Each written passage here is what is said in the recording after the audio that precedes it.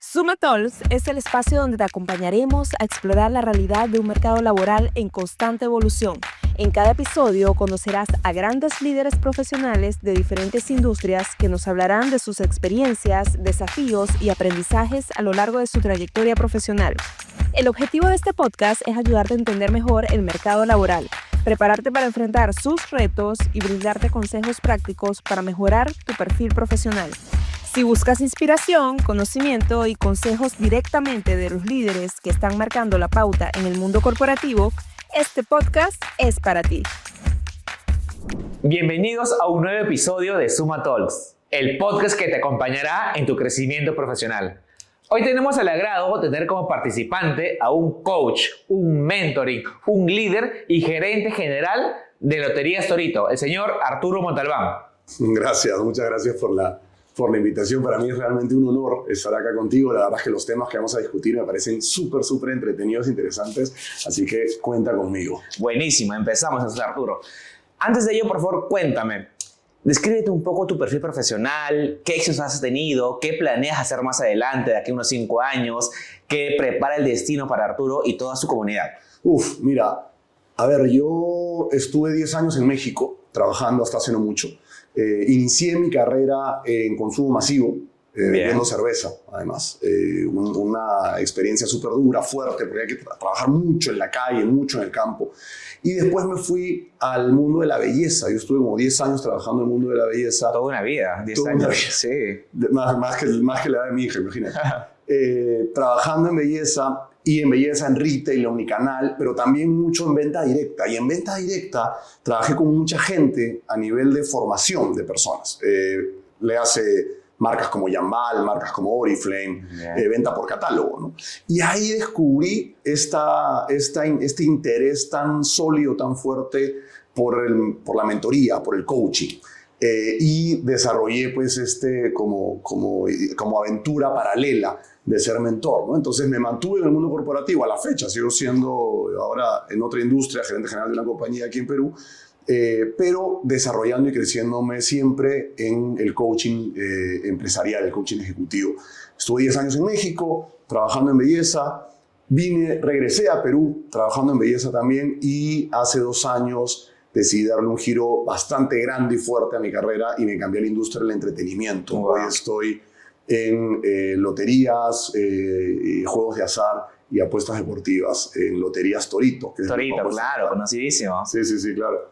Perfecto. En base a tu experiencia a nivel de coach y mentoring, hablemos un poco de comodidad. ¿Te sientes más cómodo, no sé, coachando un grupo de jóvenes aspiracionales, tal vez un tema más corporativo?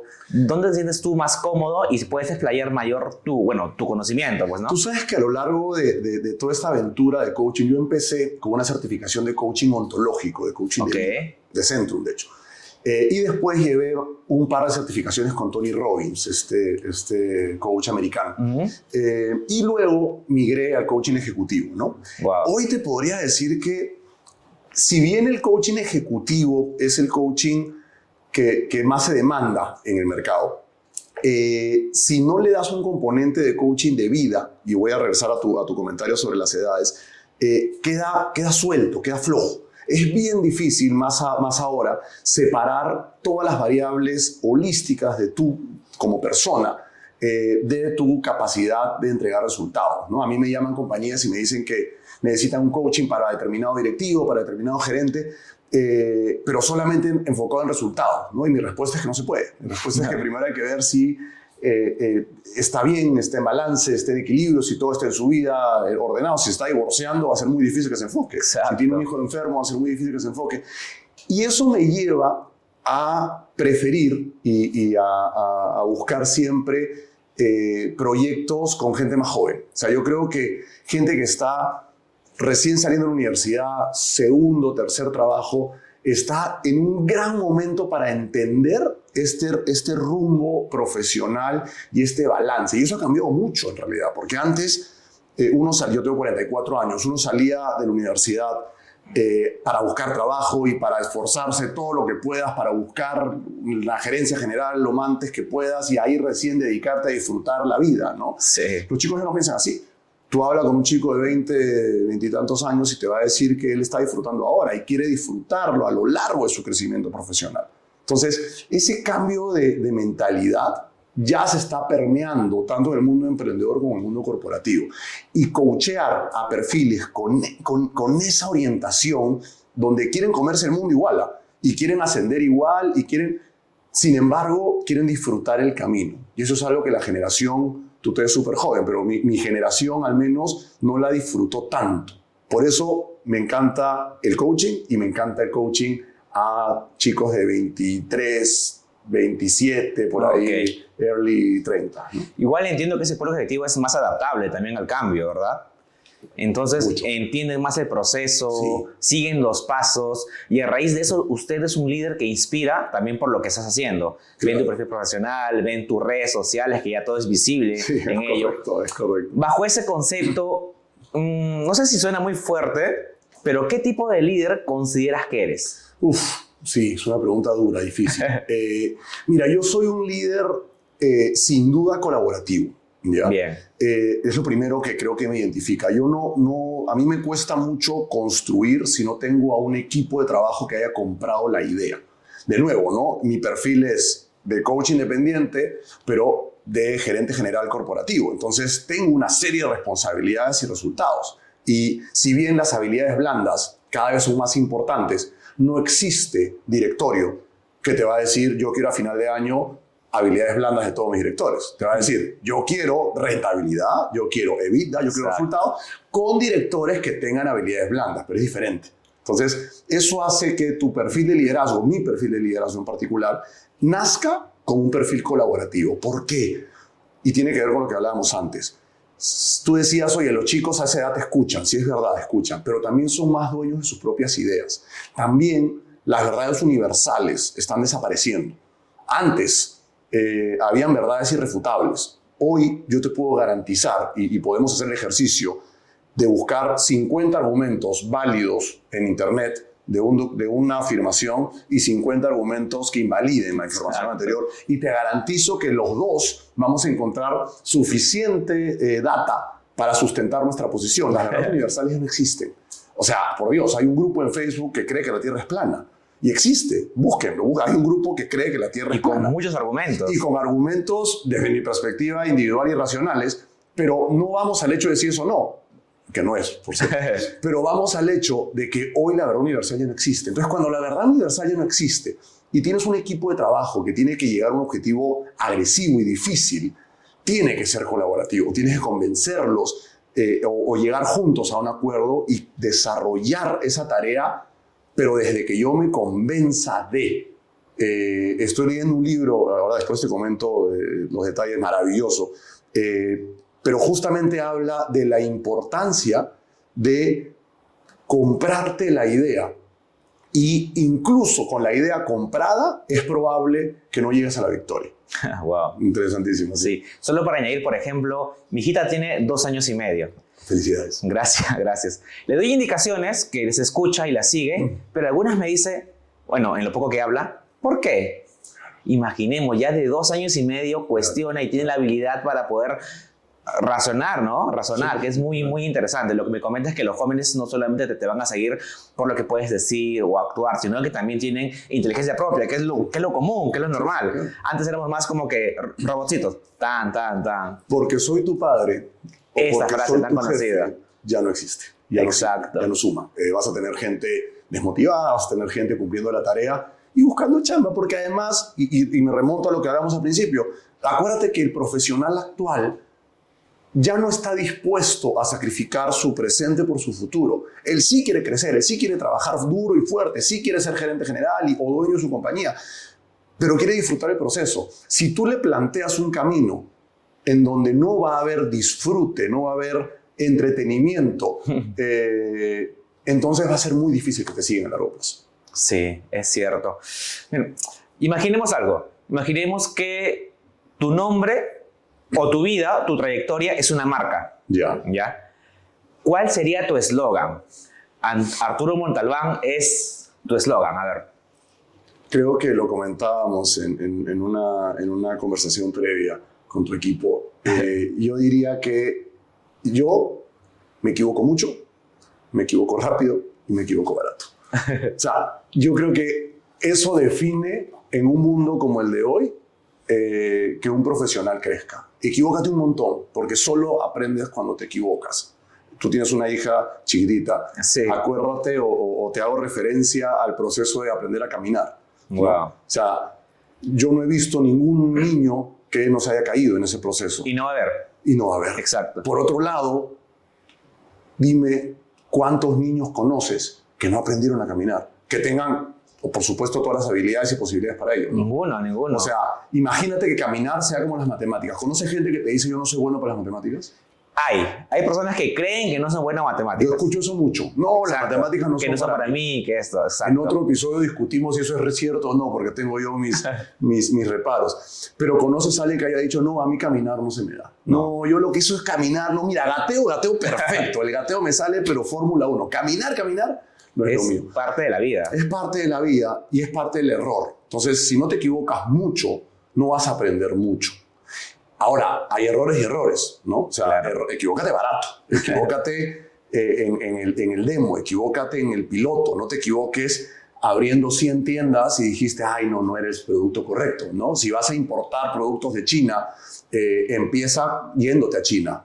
Empieza ya trayéndote una maleta y viendo Exacto. si se vende. No traigas 3 contenedores ¿Te imaginas? de, no sé, picaflores para levantar mondadientes, ¿me entiendes?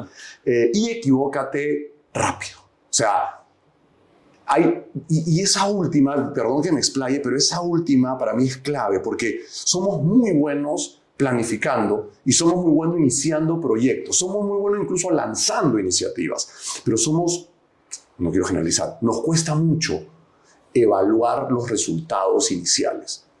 Y como la mente es muy potente y como nosotros privilegiamos tener la razón a estar en lo correcto, vamos a buscar inconscientemente variables que te impliquen tácitamente que el proyecto va bien y vas a buscar estadística que te valide tu teoría, cuando lo que tienes que buscar es estadística ácida y dura para rápido darte cuenta si es un error de cerrarlo, porque, y se puso de moda en redes sociales, ¿no? Si te diste cuenta que este no es tu autobús, entonces bájate rápido, porque si esperas al final, el regreso va a tardar y no estamos hablando de autobús. Sí. En realidad, se aprende muchísimo de los errores. Muchísimo. Creo yo que el que más erra al final triunfa. Sí. Es mi perspectiva. Espero Sí. que la puedas compartir. En la medida en que te pasen las otras dos cosas, que los Claro. errores sean baratos y que los errores sean rápidos, para que aprendas. ¿no? Exacto, porque si no aprendes, creo yo que más que un error es un horror, por llamarlo así. Claro. En base a esa experiencia, Arturo, bueno, yo he fallado muchísimas veces y he sabido sobrellevar ello, avanzar y demás. No quiero llamar error, pero algún tropiezo que hayas tenido, pero que te haya enseñado, así, algo que te haya impactado y que hasta ahora permanece en ti. Muchísimos. Uno, solo dame uno nada más. Te doy uno. Yo regreso a Perú, Ya. expatriado, porque cambio de trabajo en México para una compañía linda que amo y adoro. Regreso a Perú, a pesar de que sabía que el momento de la organización era muy duro, era muy complejo, era muy feo. El reto de Perú era grande, importante. Querían cambiar un mindset, un canal, era muy grave. Yo sabía que era muy arriesgado. Digo que no, Ok. me habla el CEO global de Estocolmo y me dice en su inglés perfecto, bite the bullet. O sea, muerde esa bala, lo vamos a saber apreciar. Acepto el desafío, básicamente por él, sabiendas de que el proyecto era un proyecto complejo, era un proyecto difícil, era un proyecto que ponía en riesgo una serie de variables y no necesariamente tenía una gran rentabilidad a la ganancia, ¿no? Yo estaba con una vida bastante positiva y crecimiento en México.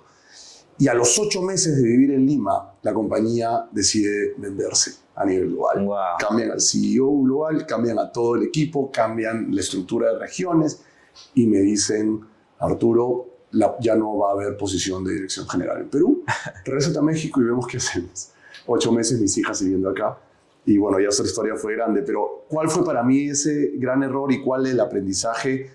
Que no tienes que comerte no tienes que morder todas las balas. sea, hay guerras y hay batallas que puedes elegir no jugar. No tienes que ser el héroe de la película siempre. Exacto. Y por mi perfil, a mí me gusta ser el héroe, me gusta ser, yo soy bombero, soy scout, o sea, me gusta estar ahí los riesgos, en la línea, la me gusta ser el protagónico de alguna manera. Y me he equivocado, no, pero siempre soy el que levanta la mano cuando pide un voluntario.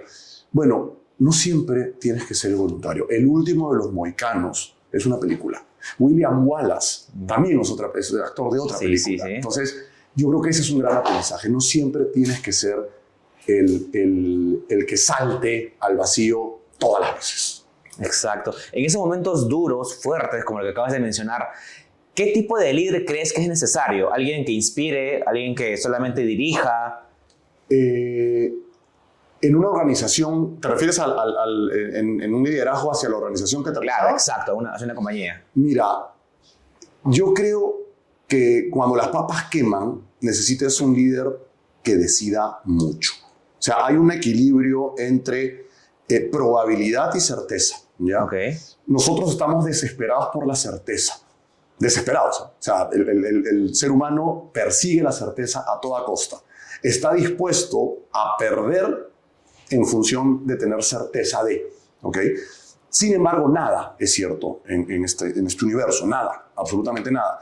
Ningún resultado financiero, ningún plan de acción. Decía, creo que Mohamed Ali, el plan funciona hasta que te cae el primer derechazo, ¿no? Y de ahí pues hay que empezar a ver qué hacemos. Exacto. Entonces, yo creo que un líder en situaciones muy complejas tiene que tener claro que no va a tener la información completa, pero tiene que tomar decisiones. El análisis parálisis es el enemigo más grande de un líder en un momento de crisis, porque en un momento de crisis tienes que decidir rápido con la información que tengas. ¿No es lo ideal? Pues no es lo ideal, pero tienes que tomar una decisión. Entonces, respondiendo a tu pregunta, creo que es un líder que tenga la capacidad de analizar muy rápido y tomar decisiones.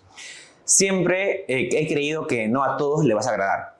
Totalmente de acuerdo. Ya. Bajo ese hecho, cuando tomas decisiones rápidas, bajo un, no sé, hay que llamarlo caos, por ejemplo, un caos, hay personas que no lo van a tomar a bien. Hay personas que no te van a seguir, pero sí van a obedecer. Sí. ¿Cómo podrías allí cambiar la mentalidad de ellos, tal vez? Mira, yo creo que una de las cosas que más aprecia la gente es la consistencia. Es irreal pensar que vas a tener razón siempre, te vas a equivocar un montón. Y vas a tomar decisiones muy complejas y malas con tu equipo.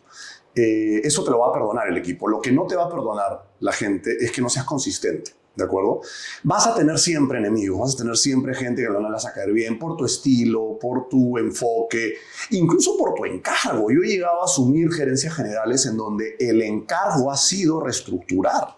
Wow. O sea, y es llegar a una mesa en donde tú sabes que de esa mesa probablemente 3 o 4 personas dejen de estar en la mesa en los siguientes meses. Entonces, ¿cómo te va a caer bien alguien que viene a despedirte, ¿no? Entonces, va a pasar. Ahora, ¿qué creo yo que hay que tener claro en eso? Primero, que las expectativas del resto frente a tu posición son del resto, no son tuyas. Tú no controlas la expectativa. Yo no puedo ser la comedia de todas las audiencias. Yo no puedo ser la película que le guste a todos. Eso no pasa. Menos en un ambiente de toma de decisiones corporativas, número 1. Número 2, tú tienes que estar comprometido y convencido de tus ideas.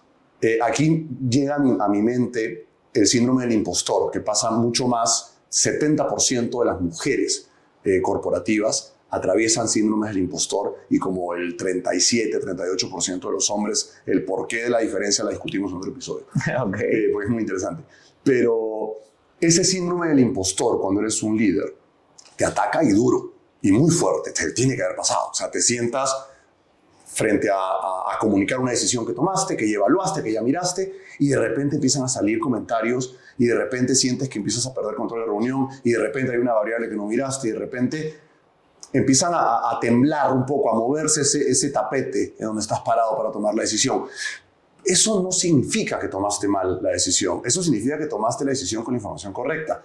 Pero la única forma de estar convencido de que lo que estás experimentando en ese momento es el síndrome del impostor y no es que no tomaste la decisión correcta, es que te documentes al respecto. Y ese es el segundo punto. El primer punto es que no le vas a agradar a nadie o a todos.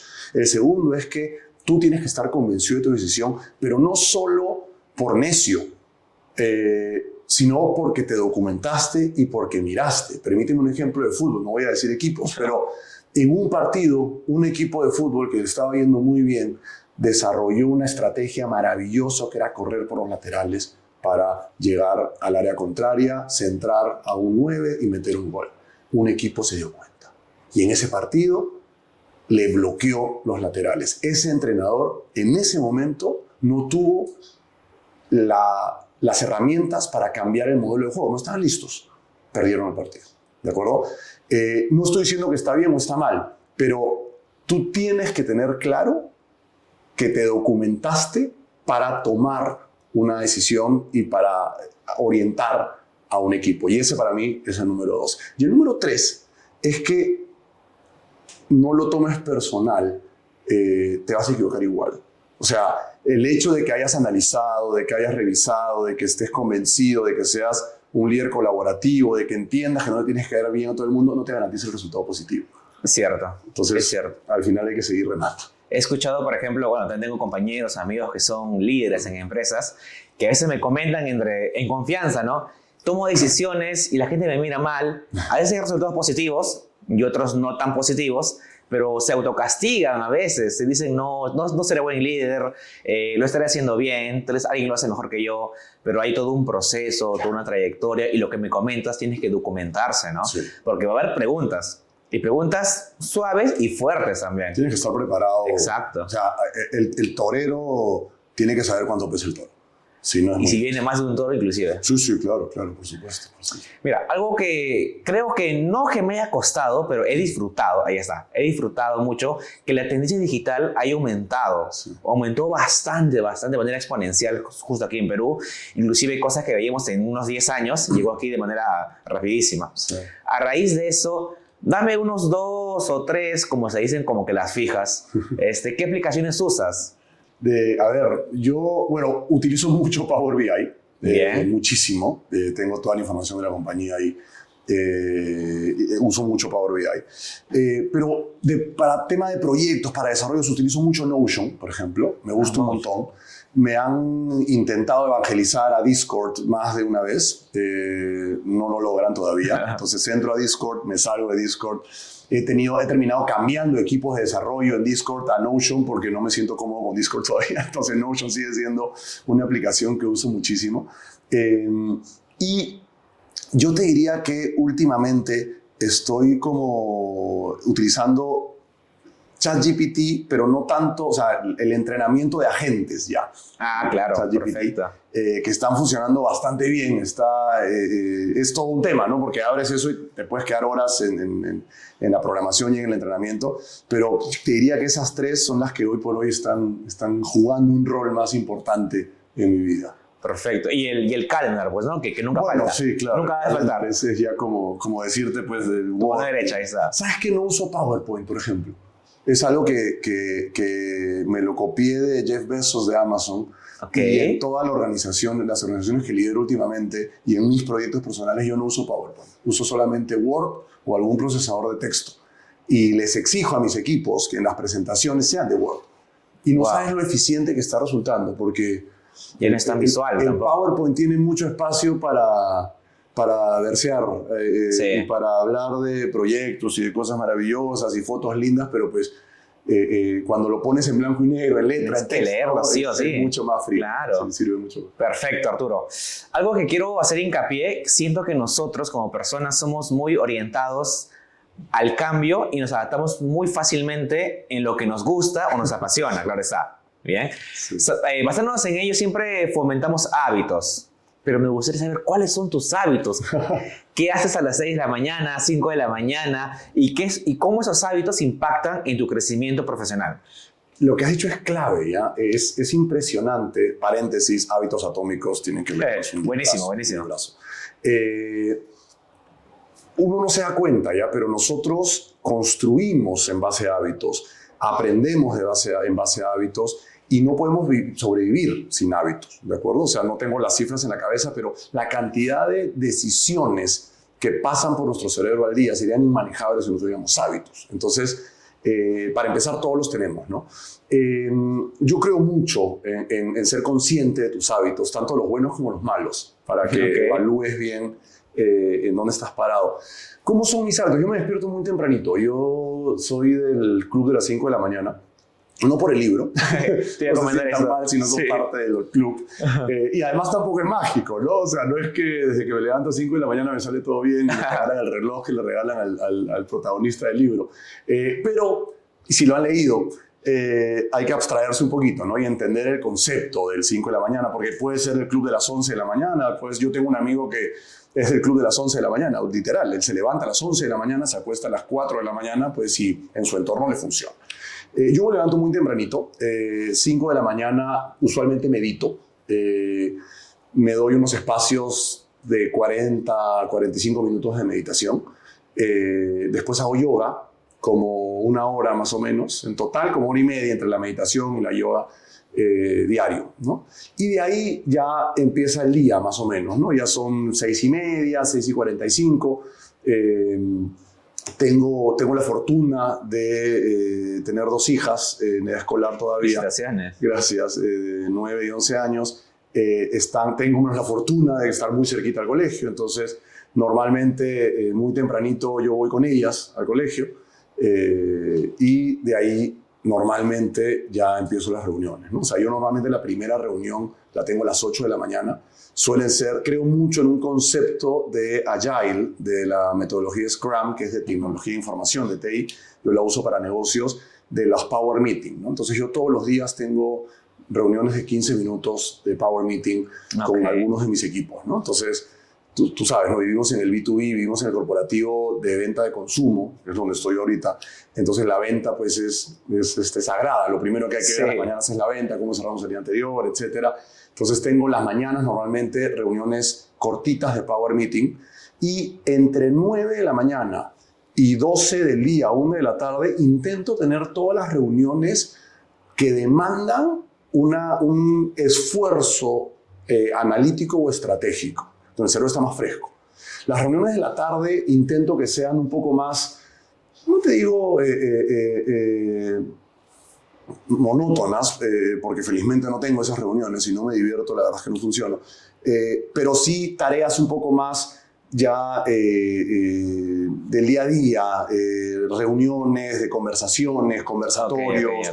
He aprendido a lo largo de mi carrera que muchas veces el resultado está en hablar con las personas, en tener una reunión de conversar, más allá de revisar números y ver estrategia dura, ¿no? Hay que hacerlo, pero eso me dedico a hacerlo en la mañana. Normalmente mis tardes suelen ser más de reuniones con otras personas, de salir a tomar un café con alguien, de tener posiciones menos, de decisiones menos difíciles en las tardes, ¿no? Y en las noches suelo hacer ejercicio, suelo jugar pádel, que ahora está de moda por todos lados, juego mucho al pádel, y intento acabar los días, tener un espacio en el día, antes de que caiga la noche, a estar con mis hijas, después del colegio, después del día laboral mío.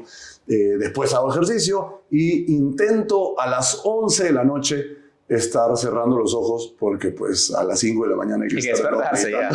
Sí, claro. Y sin pantallas. Eso es algo bien relevante. Yo, como sabes, pues tengo un perfil público. Exacto. Yo hago mucho contenido, soy mentor y hoy pues TikTok, Instagram, YouTube son herramientas que no puedo dejar. Hay un día a la semana que hago lives, normalmente son los martes en la noche, que ese día me quedo como hasta la medianoche en la pantalla. Después de eso intento que a las 9 de la noche las pantallas desaparezcan, que es un desafío, porque nosotros cuando generamos contenido, las actividades son bien nocturnas. Entonces hay que renunciar un poco, ¿no? Y como siempre digo, no importa qué quieres, importa qué estás dispuesto a renunciar. Y yo estoy dispuesto a renunciar mi consumo de pantallas nocturnas en aras de un buen descanso para poder empezar a las 5 de la mañana. Exacto. Qué bonito también que tengas experiencia, bueno, que compartas con tu hija de experiencias, ¿no? Entiendo que bueno, primero tiene que inspirar dentro del hogar, Sí, claro. dentro del hogar, y eso está buenísimo. No, olvídate, sí, mucho, mucho. Nos vamos en bicicleta, a veces vamos en bicicleta al colegio, me la llevo al estadio, etcétera, ¿no? O sea, hay mucho, hay que meterle... Tiene que ver con lo que hablamos al principio, Raúl, y los jóvenes nos están enseñando muy, muy bien eso.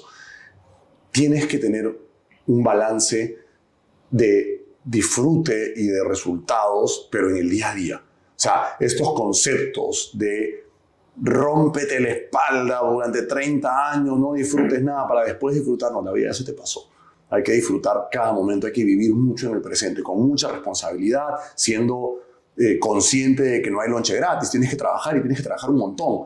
Pero ¿qué tal si ese trabajo lo balanceas con una vida personal? Yo tengo hijas, pero muchos de las personas que nos están viendo no, pero tienen una serie de pasiones. Y tienen pasiones en el deporte, tienen pasiones en el arte, tienen pasiones en pasar tiempo con sus amigos. Entonces, es súper importante tener este equilibrio personal y profesional, y hoy creo que se valora cada vez más. Exacto, exacto. Mira, Arturo, es por ello que también siento que los líderes son cada vez más jóvenes. Sí. Siento que están en un corte, no sé, 27, O estamos 35. más viejos, quizás. Puede ser, puede ser. Pero en base a esa experiencia, Arturo, o no sé si tocar ese tema, pero a ver, para mí es muy, muy importante. ¿Qué errores puedes notar más comunes en los líderes que tienen, no sé, pues de 35 a menos por ahí? La impaciencia. Los más jóvenes son más impacientes. Los chicos salen de la universidad. A ver, y no es culpa de ellos, es culpa nuestra, porque les vendemos el cielo y las estrellas y se enamoran mucho de los resultados, ¿de acuerdo? A lo largo de la historia, los resultados están llegando cada vez más rápido. TikTok y Instagram se están y YouTube se están convirtiendo en la única fuente de referencia, ¿no? O sea, se hundió el Titanic, te enterabas pues, semanas después, ¿no? Exacto. Hoy hay un incidente en Madrid y te enteras en el segundo, ¿no? Murió el Papa Francisco recientemente, murió un Papa recientemente, eso no importa cuando veas este video o este episodio, y te enteraste a los segundos. Entonces, eso hace que los chicos sean muy impacientes, y también son muy impacientes en lo que esperan para sus desarrollos personales. Y hay que, dicen los gringos, walk the talk, hay que caminar lo que hablas, hay que tener un viaje, no todos los resultados se dan tan rápido, ¿no? O sea, si tú estás cocinando una carne en la parrilla y esa carne requiere 100 grados, 30 minutos, no es igual que digas, entonces 200 y nada más 15. ¿Entiendes? Sí. Y muchos jóvenes piensan un poco eso. Yo creo que la impaciencia le juega en contra, y la impaciencia se traduce en falta de consistencia, porque después ya me aburrí, ya no quiero, entonces ahora busco otra cosa, ¿no? Me hace acordar algo bien, bien peculiar. Hace poco, bueno, subí al comedor de la empresa y vi cómo faltando 3 segundos desconectan el microondas. No entendía por qué. O sea, son 3 segundos. A veces ahí reniegan por los 5 segundos, 10 de YouTube, que omitir anuncios y demás, ¿no? Sí, son cositas, pero igual entiendo que todos hemos pasado por eso.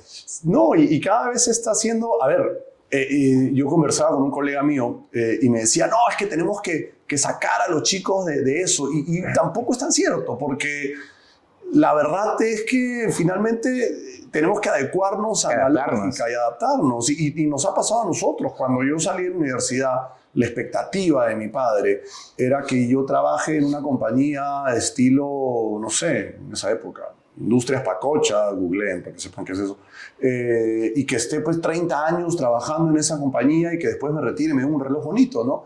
Y pues yo ya pensaba diferente. Bueno, los chicos piensan diferente también ahora. Y yo tenía un jefe en México que decía justamente que la generación que viene es la generación microondas, ¿no? Que pretende entender que todo va a estar en 5 minutos. No todo va a estar en 5 minutos, pero también nosotros tenemos el desafío de entender que los tiempos cambiaron.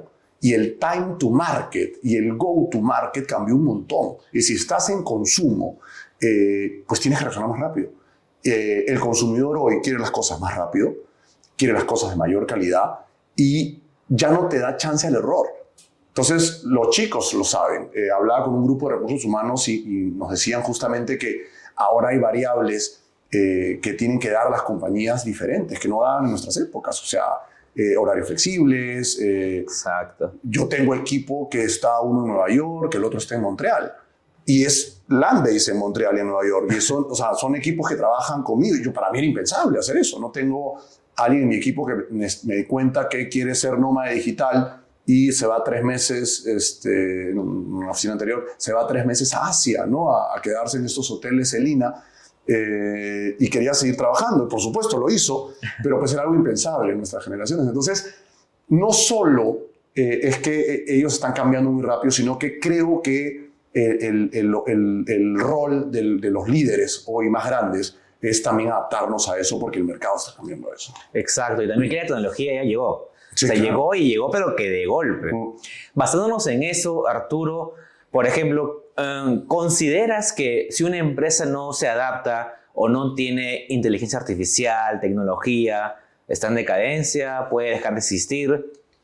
Mira, yo creo que es como el diario, como el periódico impreso, ¿no? ¿Hace cuántos años estamos diciendo que el periódico impreso va a desaparecer y no desaparece? Entonces yo no creo que una compañía que no esté 100% orientada a la inteligencia artificial vaya a desaparecer. Sin embargo, va a ser cada vez más chica y cada vez va a tener menos negocio y eventualmente va a cuestionarse si debería continuar. Porque los periódicos no han desaparecido, pero no quiero hablar de marcas, pero mira la marca más famosa y más grande del país hace 10 años y el tiraje que tiene ahora, y es crítico. Entonces, lo mismo va a pasar con la tecnología. Yo creo que hoy las compañías que quieren estar a la vanguardia tienen que invertir en inteligencia artificial. Y no solo hazlo de ChatGPT y hazme un resumen, respóndeme correo. O sea, hazme una foto de estilo Gibi, estilo que se puso de moda. Lo que está de moda, sí. Sí. No, me refiero a procesos, a manejo de información, a toma de decisiones, a predicción de la demanda, a predicción de hábitos de consumo. Hay mucho que se puede hacer con agentes de tecnología y de inteligencia artificial, y si tu compañía todavía no está en eso, creo que ya está tarde. O sea, ya ni siquiera míralo como innovación. O sea, yo ya tengo integrado inteligencia artificial en más de la mitad de mis procesos y creo que es algo que tenemos que meternos con mucha fuerza. Sí, también ayúdame a redactar mejor este mail, pero yo me voy mucho más allá. Yo me voy a los procesos de nuevo, ¿no? Eficiencias, predicción de demandas, entendimiento del hábito del consumidor, etcétera, ¿no? Sí, la verdad, todos los procesos, temas sencillos comerciales, speech, pitching, Sí, claro. son muy, pero muy importantes. Sí. Pero, ¿sabes? He notado que las personas, a ver, pongo un rango horario aleatorio, no sé, de 45 a más, sienten algo de temor con que la inteligencia artificial le vaya a quitar el puesto. Sí. ¿Qué opinas de eso? La inteligencia artificial, a ver, la inteligencia artificial no te va a quitar tu chamba. Alguien que sepa inteligencia artificial sí te va a quitar tu chamba. Exacto. Y esa diferencia hay que entenderla. Porque, hay chambas y chambas, ¿no? O sea, si mi trabajo es correr un query, que era un proceso de tecnologías de información de hace 5 o 6 años, probablemente sí te va a quitar el trabajo de inteligencia artificial. Pero ya casi no hay puestos de estos, ¿me entiendes? La toma de decisiones va a tener que seguir siendo por seres humanos. Oye, Arturo, yo trabajo en una caseta de peaje, la inteligencia artificial me va a quitar mi trabajo.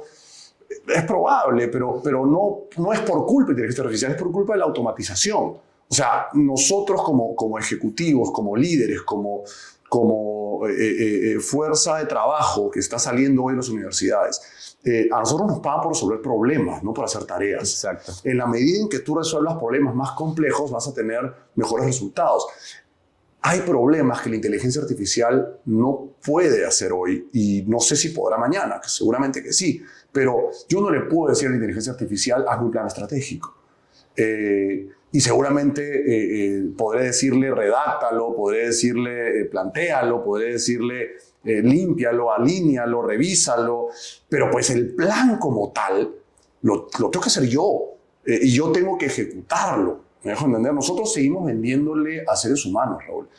Y las decisiones de los seres humanos para comprarnos siguen siendo emocionales. Y no importa cuánto analices a tu consumidor va a seguir estando frente a una serie de impulsos emocionales, va a estar impactado por una serie de variables en ese momento en el punto de consumo. Inteligencia artificial es una gran ayuda, pero no va a quitar puestos de resolución de problemas. O sea, que no tengan miedo entonces. Que afronten. Que tengan miedo para aprender inteligencia artificial. O sea, a mí me pasa de vueltas cuando escucho a un ejecutivo decir, no, pues es que hay que filtrar. La otra vez hablaba con un académico y me decía, estoy contentazo, profesor de una universidad prestigiosísima del país, y decía, estoy súper contento porque he descubierto una herramienta que atrapa a los que me entreguen trabajos con inteligencia artificial. Okay. Inmediatamente los escanea, los mira, cuidado muchachos, los mira, inmediatamente los expone. Y yo volteé a decirle, ¿por qué estás loco? Estás perdiendo tu tiempo. O sea, decirle a un chico que no use inteligencia artificial hoy, no sé, es como que yo le diga a mi director de ventas, no mires la tendencia de mercado para tomar las decisiones. Si está ahí, claro, es más chamba para el académico, porque ahora tiene que crear desafíos que ayuden a los estudiantes y a los alumnos de posgrado y de pregrado a resolver con inteligencia artificial. Lo mismo pasa en el trabajo. O sea, si yo tengo una herramienta, Raúl, que me permite entender la manera de pensar del consumidor y me ahorra 2 horas de chamba de análisis en 1 minuto, mejor utilizo esas 2 horas para evaluar qué decisión tomo. Entonces, ¿hay que tener miedo? Sí, pero no a la inteligencia artificial, a que tú no sepas usarla. Así que si hoy hay alguien que nos está viendo que no está en inteligencia artificial, ya está tarde. Y afortunadamente hay un montón para aprender. Exacto. Un montón. Y no tienes que aprender, porque esa es una pregunta que me hacen mucho. Yo trabajo, además de mi rol como gerente general en Loterías Torito, pues soy coach independiente. Y a mí me gusta mucho trabajar con chicos jóvenes, con gente, te comentaba, ¿no? Que están en su primer, segundo trabajo, que están queriendo qué hacer, soy emprendedor, soy corporativo, etc. Y escucho mucho el mensaje de qué estudio de inteligencia artificial. Y muchos se van por la parte de programación, ¿no? Python, etc. Y si te gusta, en buena hora, pero tampoco tiene que ser así. O sea, no es necesario que sepas programar en Python para saber inteligencia artificial. Puedes hablar sobre inteligencia artificial aplicada, puedes entender cómo opera la generativa, puedes entender cómo es que el algoritmo construye y en base a eso tomar decisiones. Puedes hablar de ciencias de datos, no necesariamente tienes que saber programar, ¿no? Entonces, sí hay que saber y empezar por la parte aplicativa y luego, si te interesa, ya la parte de programación. Imaginamos que no sé nada de IA, no sé nada, pero el trabajo me lo exige y la competencia también. ¿Cómo inicio? ¿Cómo empiezo? Yo te diría que inicies como hoy inician todos los chicos que tienen 20 y tantos años en YouTube. Entras a YouTube y empiezas a buscar fuentes fidedignas, fuentes sólidas. Acá hay un montón de universidades que ofrecen cursos y ofrecen seminarios. Entiendo que ustedes, además, están a la vanguardia de contenidos de esa naturaleza también. Exacto. Yo les recomendaría que empiecen por ahí. O sea, por un aprendizaje muy genérico, un aprendizaje muy por encima y poco a poco se vayan metiendo y que prueben. O sea, bájate ChatGPT, es gratis, bájate Gemini, empieza a probar. Y claro, probar, pero probar con resultado, probar en aplicaciones que crees tú que van a ser útiles. Diviértete haciendo tu foto estilo cómic.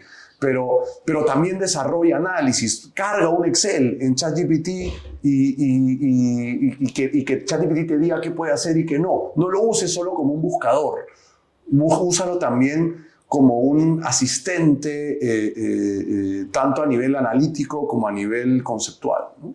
Exacto. Aparte, esa esencia del humano, esa empatía, no lo va a tener. Inclusive, te comento, hace poco, bueno, en un podcast anterior también lo hemos mencionado, había un youtuber muy famoso que había contratado, bueno, había comprado un tipo como que un robot tipo asistente y bueno, hacía mandados, ¿no? ¿Sabes qué? Tráeme el café, no sé, hazme las compras y X. Pero en un momento vino con un grupo de amigos y empezaron a patearlo. Okay. Empezaron a patearlo. Y entonces tú hubieras visto la ráfaga de comentarios. Sí, lo patearon. Okay. Y los comentarios eran, oye, el robot pobrecito, que no lo lastimes, no lo patees. Pues, en teoría no siente el robot, no tiene sentimientos. Claro. Pero ese nivel de empatía que tenemos es muy, muy importante. Esa conexión que hacemos entre humanos, creo que, bueno, no sé, me atrevo a decir que miles de años para que pueda pasar. No sé si me equivoqué, pero espero que pase un buen tiempo. Yo no creo que estemos frente a Skynet y Terminator. ¿Te imaginas? No creo. Y las generaciones que no han visto esa película y ténganos paciencia con los efectos especiales tan básicos. Ahora, por otro lado, pues... O sea, hay que entender por qué un grupo humano pegaría a un robot, lastimaría o golpearía un robot, ¿no? O sea, eso está medio raro, medio extraño. Pero igual, Raúl, yo creo que es bien interesante entender que uno de los grandes hitos de la inteligencia artificial ha sido humanizarse. O sea, el hecho de que te hablen con una voz humana, el hecho de que hagan estas expresiones como, qué interesante, etcétera. La verdad que ha generado muchísima empatía con el ser humano y todavía hay memes que dicen, pues no, a este no lo mates porque este decía gracias a esa, Sí. Yo creo que sí va a tardar muchísimo para que la inteligencia artificial se humanice a ese nivel, pero más importante que eso, creo que tenemos que tener claro nosotros que estamos aquí para resolver problemas y la inteligencia artificial es el vehículo que nos va a permitir resolver el problema más rápido, pero no va a resolver el problema en lugar de nosotros. Exacto, hay que saber utilizarlo. Sí. En base a ello, dame 3 herramientas de IA que todo joven líder debe saber como mínimo, pues, ¿no? ChatGPT yo te diría que es uno de los que más tendrían que desarrollar, pero a nivel de entrenamiento de agentes, ¿no? O sea, a nivel de entrenar a un ChatGPT en particular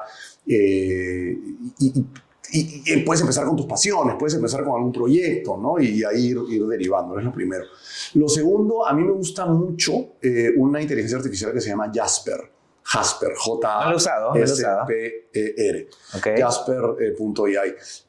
Te ayuda muchísimo con temas de copies, no solo redacciones de correos, etcétera, ¿no? Sino copies promocionales, campañas de advertisement, de publicitarias. Te ayuda muchísimo en función a las tendencias de la red social que tú plantees, a buscarte keywords que se estén moviendo mucho.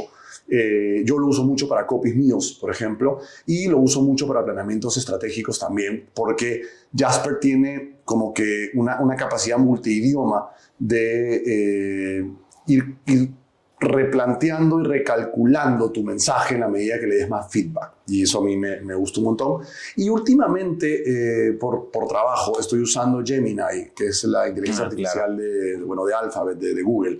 Pero porque la integra, yo trabajo con el suite de Google, yo no uso Excel, uso el Sheets y el Docs de Google. Y integra muy bien bandeja de correo con el Sheets y el Docs. Entonces funcionan muy bien juntos, Gemini. Un poco parecido, sé que es Autopilot de Microsoft. Sería el equivalente que recomendaría usarlo. Genial, Arturo. Retomemos un poco el talento humano, ¿de acuerdo? Coméntame, ¿qué actividades, qué es lo que realizas para que tu equipo esté motivado? Porque siempre van a haber altibajos, ¿no? Sí. Pero la motivación es muy importante. Danos un poco tu experiencia. Mira, lo primero, para empezar, es clave. O sea, yo creo que un equipo que no está motivado, que no está convencido, vas a tener que trabajar el triple para sacar el resultado. Y para mí, lo más importante es escuchar un montón. El equipo necesita ser escuchado, el equipo necesita decir lo que piensa, el equipo tiene que decirte que no. Yo cuando pasan muchas reuniones o cuando en una reunión escucho sí muy seguido y me empiezo a preocupar. Porque o están distraídos, o tienen miedo, o creen que no importa eso, que no es clave lo que estamos conversando. Entonces, el equipo tiene que sentirse en libertad de hablar. Y cuando digo en libertad de hablar, no digo que sea su amigo. Y ojo, para los que nos están escuchando, sobre todo para los más jóvenes, tu jefe no tiene, es duro lo que voy a decir, Sí. Tu jefe no tiene la responsabilidad de formarte como profesional. Para eso no contrataron a tu jefe.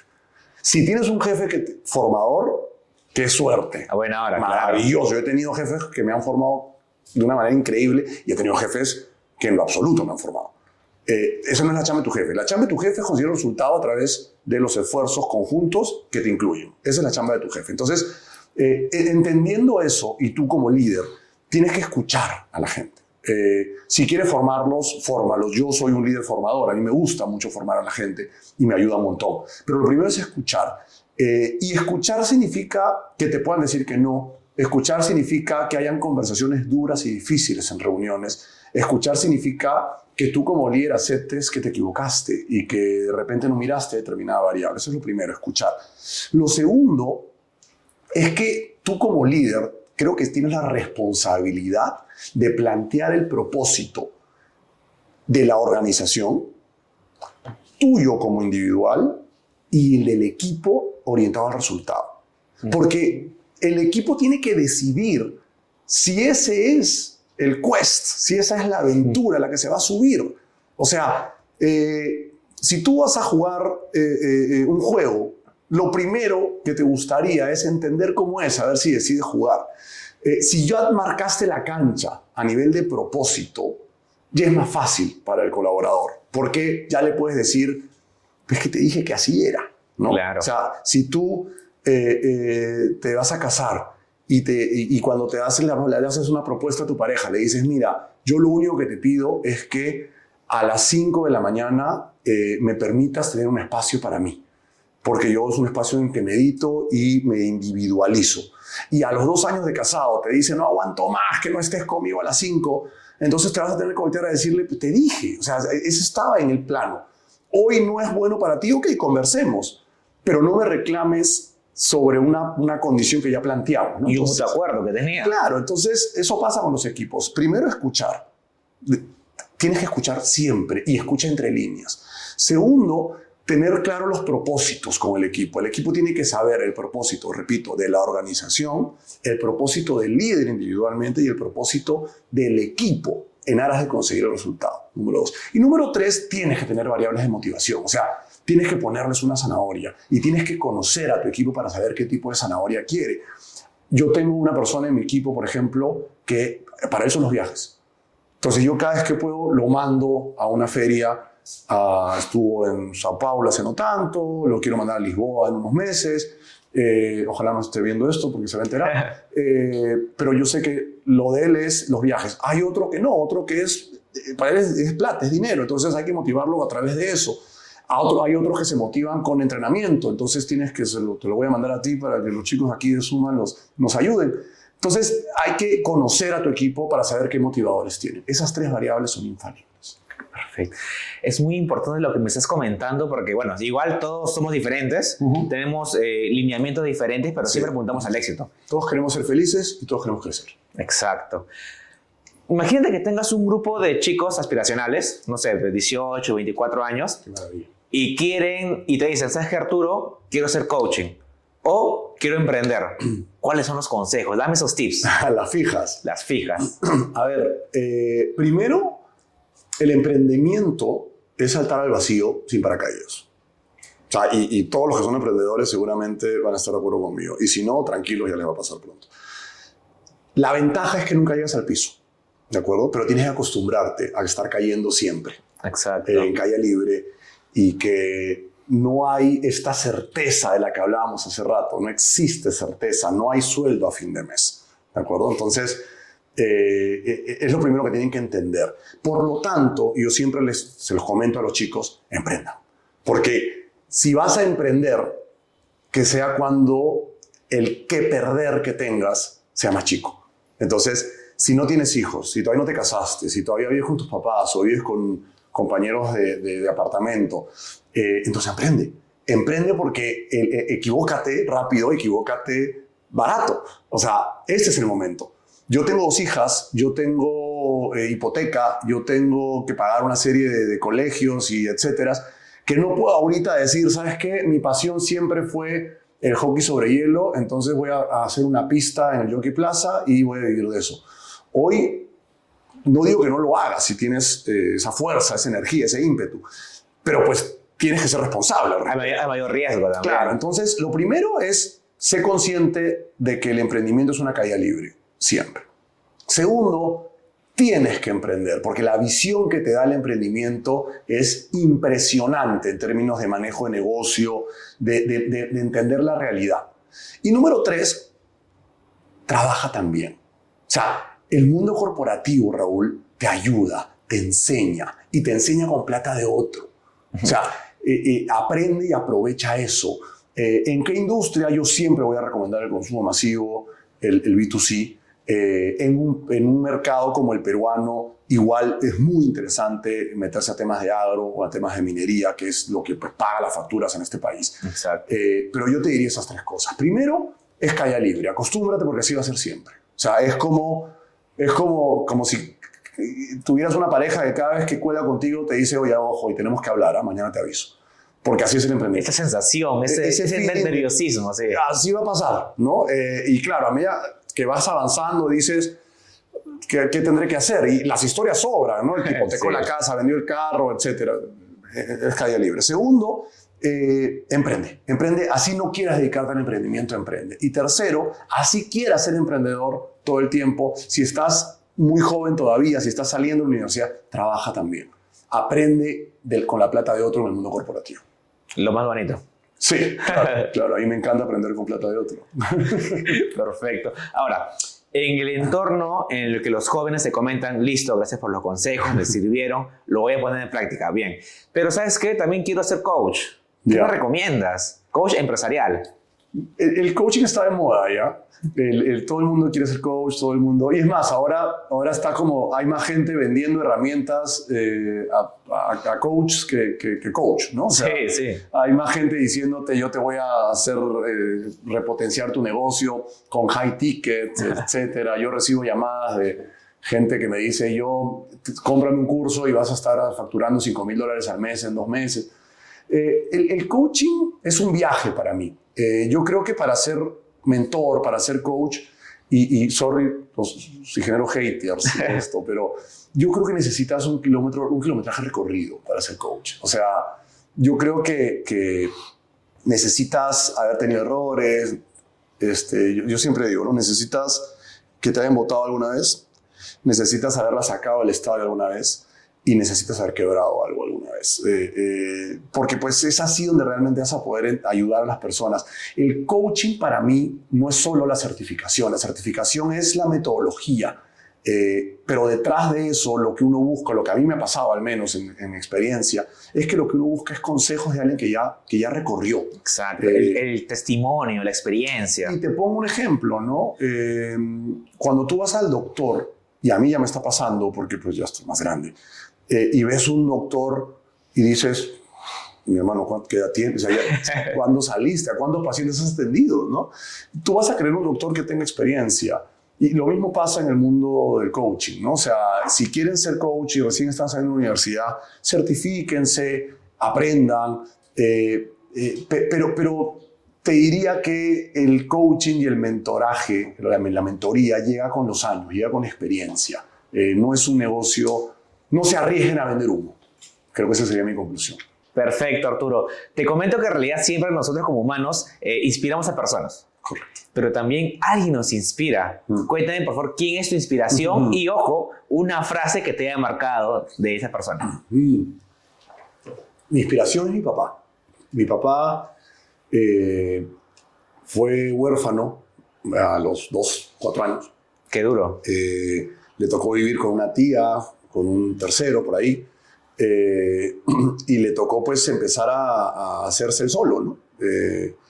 Fue oficial del ejército, es oficial del ejército en retiro, llegó a ser general, y construyó una vida, y yo digo exitosa, con los recursos que tenía en ese momento, ¿no? Y claro, es súper difícil moverte de segmento, económicamente hablando, ¿no? Y hay muchísimo análisis al respecto, ¿no? Esa frase del que el que es pobre porque quiere, está totalmente validada. Y hay muchísimo argumento estadístico que confirma que no es así, que es muy difícil pasarse al siguiente segmento económico.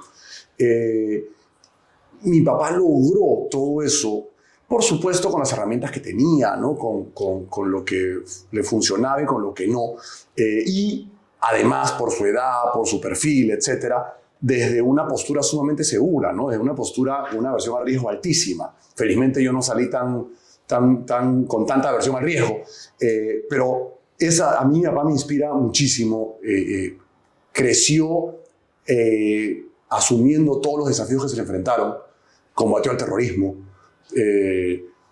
combatió además el cáncer de mi mamá a lo largo de una enfermedad compleja y estuvo siempre estoico, ¿no? Siempre con una sonrisa, siempre con una voluntad de seguir avanzando. Esa persona que siempre te decía, las cosas van a estar bien, tranquilo, ¿no? Vamos a avanzar, vamos a poder. Muy seco, muy duro, muy frío, muy militar, ¿no?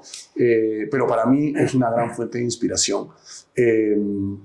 Y una frase, yo creo que mi papá, como muy duro, siempre dijo, yo no mantengo vagos. Y es una frase que a mí me calaba mucho.